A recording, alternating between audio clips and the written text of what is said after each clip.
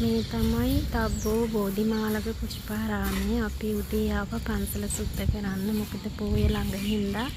හැබැයි මට නම් එයාට උදව් කරන්න බෑ. මගේ කකුලේ අමාරුවක් හින්දා මම එයා සුද්ධ කරන දිහා මෙතන බිම ඉඳගෙන මේ බලාගෙන හිටියේ. ඉතින් මට හිතුණා වීඩියෝ කරලා එක ඔයාලටත් පෙන්වන්න ඕනි කියලා.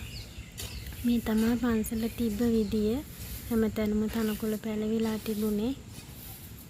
ඉතින් බෝධිය වටේ මෙයා උදේ වරුවේ සුද්ධ කරා. අපි ඊට පස්සේ බලමු හවස් වරුවේ කොහොමද තත්ති කියලා.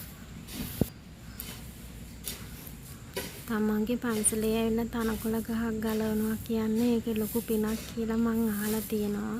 හැබැයි අද නම් මට යාට උදව් කරන්න බෑ. මගේ කකුලේ අමාරුවක් හින්දා.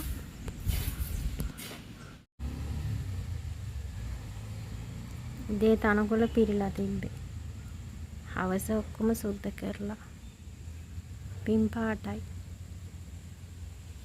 කවුද සුද්ධ කරේ? බික්කුච්චන්. සුරංග පුෂ්ප කුමාර. බික්කුච්චන්. ඒකල බික්කුච්චන්.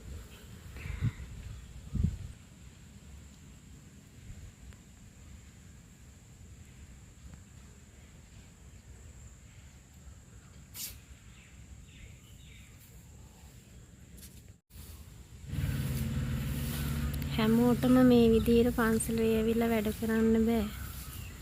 ඒක හිතෙන්න ඕන. තමන්ගේ හිතට දැනෙන්න ඕන. මම පන්සලට ඇවිල්ලා සුද්ධ කරන්න ඕන.